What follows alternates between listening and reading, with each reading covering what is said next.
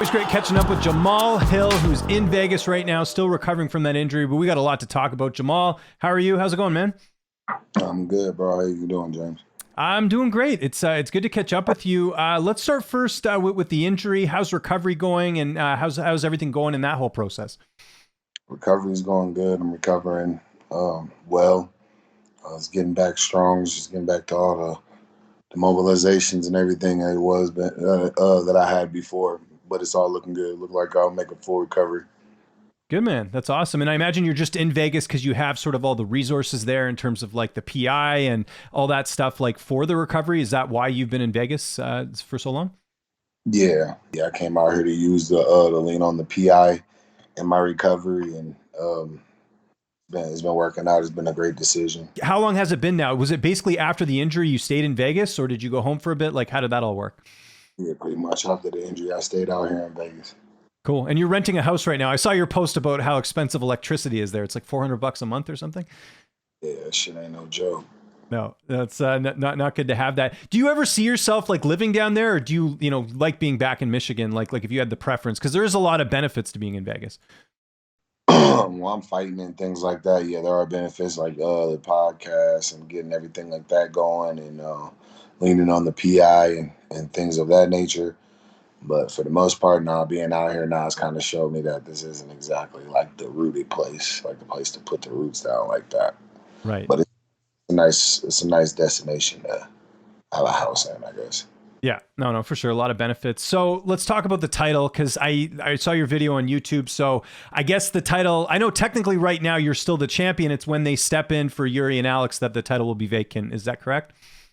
Yeah. Gotcha. Was there ever any talk of it being an interim title? Because I don't know if you were going to be out that long. Like, did you know, like, did you have any say in what they were doing with the title? No, it wasn't going to be an interim title because they just, they needed to keep this. They needed to keep the promise that they had to Jiri whenever he got injured and he relinquished the title, which was he would get a title shot right back. And same thing was promised to me. So. Okay, fair enough. Yeah, no, I know it's not fun giving that up. Who wins that fight? That's coming up next month. Jiri, Alex. I think everyone's excited for that one. You've been studying the division. Who do you see winning that fight? How do you predict that fight going down? I don't know, man. I don't have a prediction yet. I do those breakdowns on my show, on my War Council show, on my YouTube page.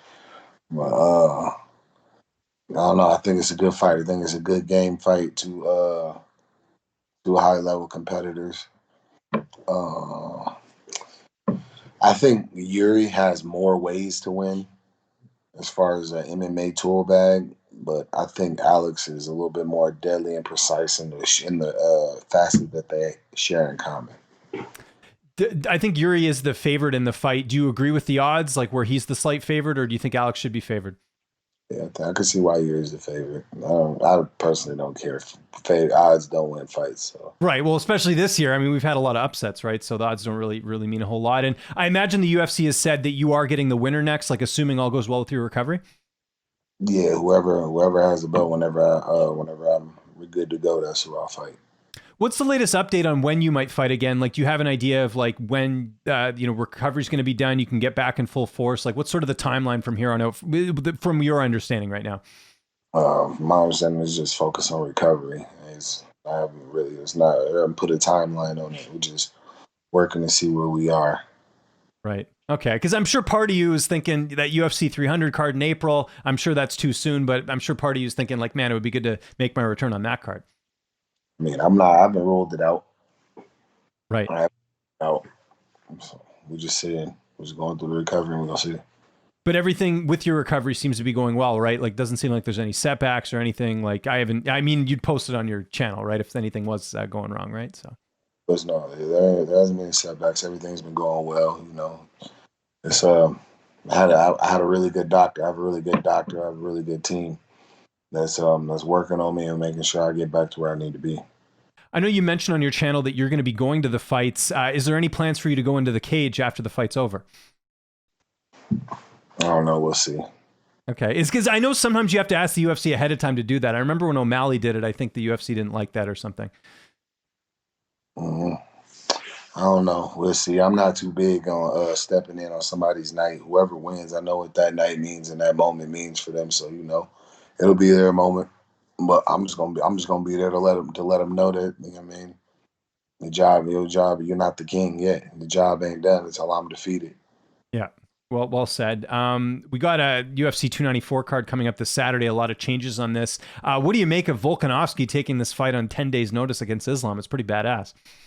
I think it's a good fight. I think it's he wanted to run it back. Maybe not it's not he didn't get the time that he wanted to prepare, but he got the opportunity. So, Yeah, and obviously Islam, I know we don't care too much about betting favorites, but would you favor him just with the sense that, Islam has the win over him already? You got the full camp. Volk is taking this on short notice, or do you think Volk can pull off the upset here? because that fight don't mean anything over him because it was. I mean, Volk don't feel like he lost. A lot of people don't feel like Volk lost. You know, so I don't think that win over him means anything. I think it's still the same dangerous fight as it was the first time for both men. Yeah. And do you think like the short notice, like, Volk's one of those guys that he's always in the gym training. Do you think the short notice will have an impact on the fight? Didn't he just have surgery not that long He after did, his yeah, in last July. I know that's the other thing, right? So 2 months ago? I was like 2, 3 months ago. So we're gonna see.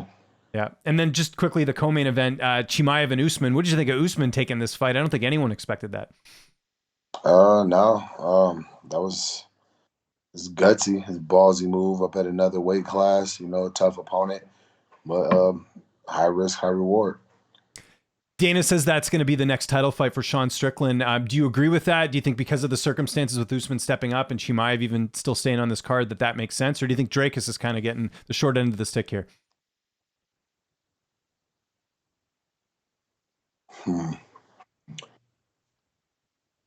Whatever Dracus did, they must not have liked.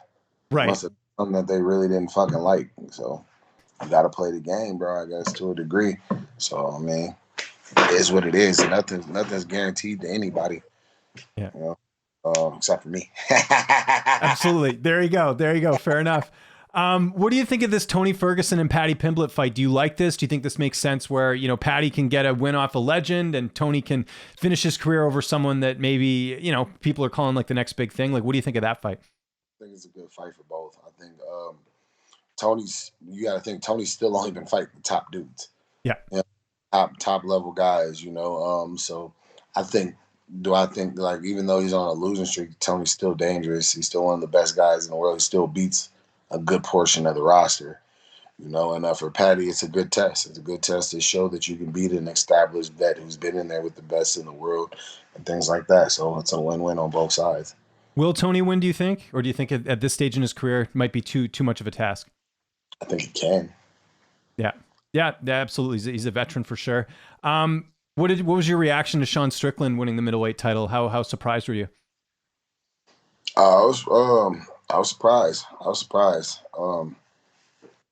Not that I didn't think that he could do it, just the fact that he actually did it. You know what I mean? And then the how it caught Izzy off guard. How Izzy kind of responded to it was a little bit more of a surprise too. You know, it was a good fight. It was a good win. He put him where he felt he had the best opportunity to win, and he was consistent with it. He was patient. Congratulations, it was good shit. What do you think of Strickland overall? Like just in general. Some people they love him, they think he's hilarious. Other people maybe not as big of a fan. Where do you stand on Sean Strickland? Get his number. I was just about to hit him up. I have no problem with Sean. Sean. I think Sean's just raw, bro. I think he's just raw. A lot of people, we live in a society where people aren't used to raw. They're not used to unfiltered thoughts. They're used to people trying to feed them things nice, trying to say the right things, or trying not to offend anybody. Me personally, the way I think it's more important to get your point across. You know what I mean? And make sure, you get your understanding out. And I think Sean is a lot of that ways. Anytime me and Sean interact, it's always respectful. It's always cool. It's always, polite. It's always good. It's always a good interaction. I think some people have this perception of Sean on this side, and then there's Sean in person whenever you actually meet him. And honestly, just even think everything, even in his posture and everything is respectful. Is respectful and is, you know what I mean, to try to make people feel welcoming whenever he's talking to them. That's the impression that I get whenever I Do you talk to see him. any similarities between you and him in the sense that, maybe fans weren't giving you much of a crack at beating, Glover in your fight, and, kind of, you get this title, and now, people like love you, like. Yeah, I mean, you always gonna have doubters. Mhm. You always gonna have doubters. I think more so me and Sean are alike in and how we look at fighting. Yeah. At fighting, how we go, how we look at the the thought process behind a physical altercation. Because I'm not scared. And I'm all for getting in there and you know what I mean, and mixing it up. Um, he shares that, and one the where he wants to fight. He like fighting in the pocket, fighting in close, getting in there, getting dirty, like fuck it, making it a fight. I like that too. I like to be technical. I like to keep it clean. I'm a little bit more clean, more so than what Sean does a lot of the time. But I think it's pretty similar. Of course, the former champ was Israel Adesanya. It sounds like he's going to be taking some time away from the cage. What was sort of your thoughts on that? Because I know, there's a lot that goes into fighting, not just the camps and everything else. There's the publicity and all that. It seemed like, to some degree, he kind of wanted just to, take a time out here. What was your reaction to that? I think he deserves it. I think he deserves time off. He's been keeping the machine going. He's been one of those guys that's been a showstopper. That's been a draw. That's brought eyes to the sport. If he wants some time to sit back, clear his head, readjust. People have had a lot of time to sit and watch him do his thing and kind of pick at his thing. Now it's just time to kind of sit back, take a chill pill, and work his way. Man, adjust how he sees fit. I don't think I asked you about this, but I was curious your thoughts on the whole, it didn't end up happening, but the fight with Dricus, there was obviously a lot of things said after Dricus beat Robert Whittaker. What was your take on that whole thing as someone who's an African-American? I know there's a lot of, people having opinions on some of the stuff that was said. What did you think of that whole situation?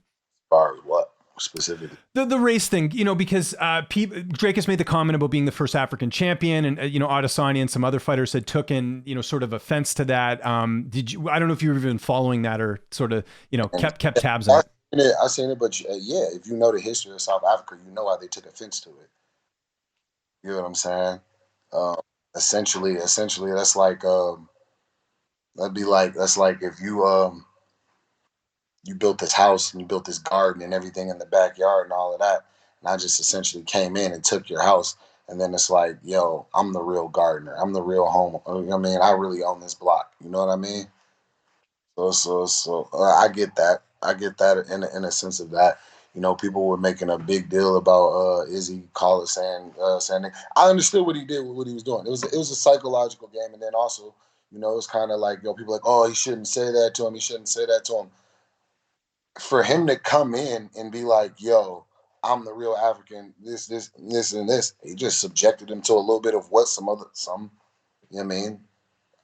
Africans are subjected to.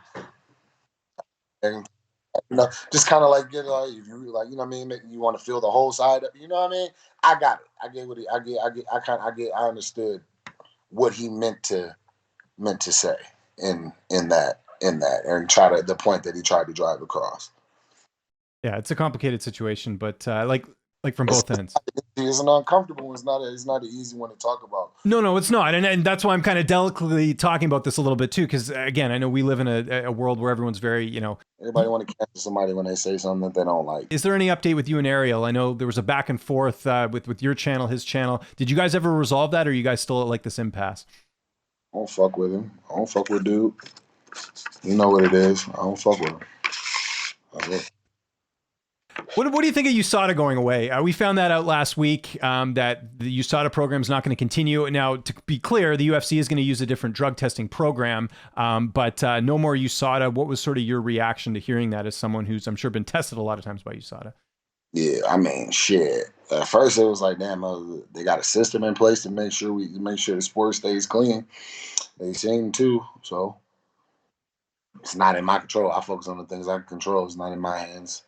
They've been running. I'd say Dana and them have done a good job running the business the last 30 some odd years. So I think we'll be good.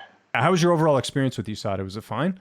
I mean, like, they're annoying. I mean, it's annoying. There's some things annoying about it. People pop up at your house first thing in the morning. It's understandable, but the app sucked. Okay, fair enough. Is that to keep your whereabouts? That app, you mean, or Managing the whereabouts and managing the app and shit like that sucked. But I don't know, bro. It was what it was. It was just part of the game. That's how I took it. yeah? That's the only thing I've known since I've been here, and that was the only really regular thing. So it's like, oh, I had a much better experience with because I don't know. Yeah. No, fair enough. What does your day-to-day look like now? I know rehab's a part of it as well. I know you kind of mentor some other fighters as well too. I know like Terrence McKinney, you've kind of like leaned on him. Like he's kind of got some guidance from you. What is like, how have things look compared to what you're used to with a fight camp? Right. Well, right now it's just mostly PT. I wake up, go to PT. I do strength and conditioning, and then eat, chill, rest, and then go right back to PT. I'm PT twice a day, strength and conditioning every day, and just chilling. I've been copping on streaming some gaming. Got to check out my Twitch on my Twitch channel, Sweet Dreams 1322. Yeah, I've just been doing that. I'm Terrence, as far as like the mentoring and other fighters and things like that. Like Terrence has been in Texas working with Kevin. He's working with Kevin. He's working with his coaches Suge and those guys on a day-to-day basis. So those guys are for his blood or all the credit for everything he's got going on and his growth and his success. I just try to talk to him and make sure he keeps his head on straight. Because I care about him. And I just want to make sure he doesn't get in his own way. That's it. Just try to. Do you get fighters hitting you up a lot, like for advice and stuff? And because I know you're pretty receptive that way. Not so much, but if they do, I'm here. I'm here. I have no problem talking and sharing what I know. I want everybody to be successful. I want everybody to make it. I know everybody's got a dream, and they just want the best for for themselves and their families. As do I. I actually just went to Misha Pereira's house after his fight. It was his son's birthday. I've never met his son or anything like that. He just asked me to stop by. He was on the way to my house. I stopped by. Seeing his boy. And everything like that. It's just always good to see like people interact and fighters interact with their families and see their people and see them outside of, just being a fighter. Yeah. No, exactly. Because it's not just, you guys aren't just fighters. You have a life outside of everything else, right? So there's so much. Husbands, sons, uncles, brothers, sisters, moms, everything. Do you ever see yourself going to heavyweight someday? I don't think I've asked you that before. Yeah, I fought a heavyweight before. Oh yeah, earlier in your career, I guess. But would you ever go back up, do you think? Yeah. Okay. So that's something you've thought of? I guess now the focus is 205, right? There's some glory up there. Yeah, 100%. I came here, I wanted to be the champion of the 205 division. That was what it set up. But I've had my eye on being the champion in multiple divisions since I started. And is there ever like a dream venue you'd want to fight in? You fought all over the world. Is there anywhere you haven't fought yet that's like on your bucket list, so to speak? The O2. I want to fight. Really? Okay. Yeah, I want to make my way over there. The energy on those cars and in that arena is just electric. That's definitely something, an experience I want to have before I hang them up. Before we go, your YouTube channel, your podcast, all that stuff, anything on the horizon, anything you're working on right now? Because I'm sure you can focus a little bit on that more because you don't have a fight coming up. Yeah, that's the main thing has been my social media presence. I'm trying to get content. I like to be creative. I like to create things. I have ideas all the time, so I'm always trying to bring those to life. So right now I've been working on my podcast on my channel. I have just a champ chat segment where I just chop it up with the people.